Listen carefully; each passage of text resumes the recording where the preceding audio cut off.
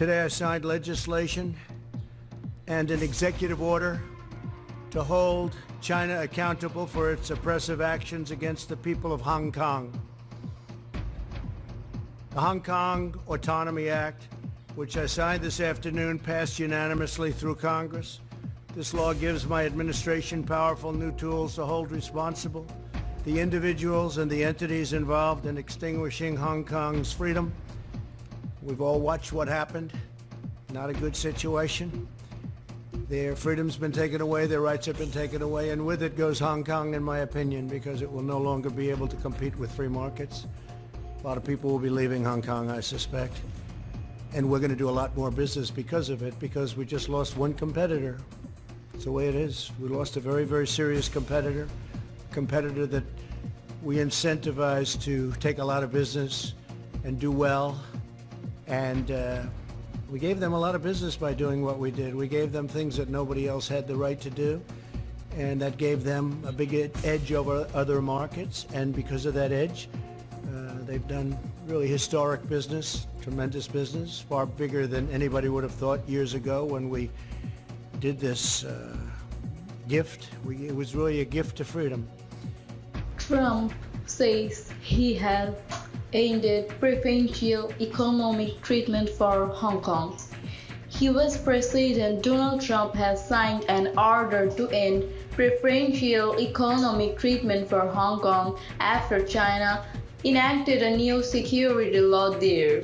Hong Kong will now be treated the same as mainland China, Mr. Trump said. He also signed preferential legislation to impose sanctions on Chinese officials who cracked down on rights in Hong Kong. China said it would take retaliatory action. Hong Kong has so far enjoyed unique freedoms not seen in mainland China. But many people in the territory fear the new security law imposed by Beijing will bring an end to Hong Kong's special status agreed under a 1984 pact between China and Hong Kong's former colonial power, the UK. The legislation, which outlaws criticism of China's government, is the most sweeping change to the political landscape of Hong Kong since it was handed back to China by the UK in 1997. What did President Trump say? Speaking in the Rose Garden on Tuesday, Mr. Trump said his executive order would have preferential treatment for Hong Kong. No special privileges, no special economic treatment, and no export of sensitive technologies, said the president, who first announced in May that his administration would bring tearing back the territory's special status. He also told reporters he had signed the Hong Kong Autonomy Act, which passed unanimously in powerful new tools to hold responsible the individuals and the entities involved in the extinguishing Hong Kong's freedom, Mr. Trump told the new conference. The president said when asked by a journalist that he had no plans to speak to Chinese President Xi Jinping, he told reporters that he holds China fully responsible for concealing the virus and unleashing it upon the world. Mr. Trump's own administration is under scrutiny for its response to the coronavirus pandemic. The US has 3.4 million recorded cases, the highest in the world. The president's policy disagrees into a lengthy political attack on his Democratic presidential challenger, Joe Biden, ranging from trade and immigration to policing and climate change. How did China respond? In a statement, the Chinese Foreign Ministry condemned the latest US moves, arguing Washington to stop interfering in China's internal affairs.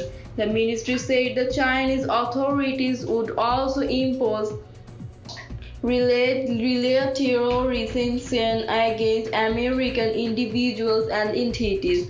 China will make necessary response to protect its legitimate interest, the statement said. I wasn't a matter of it, but when scrapping Hong Kong's special status will mean companies based there now will have to evaluate what this means for them. Hong Kong is a re-exporting hub, which means that goods that go through Hong Kong to the US but have come from somewhere else, like China for instance, have avoided the tariffs the US had slapped on China.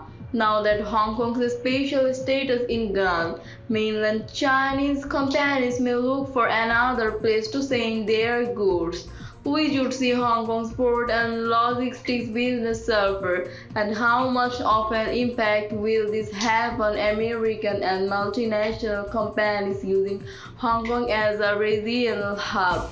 Well, as one business consultant told me, the structural reasons for why a company would use Hong Kong as a hub are still there.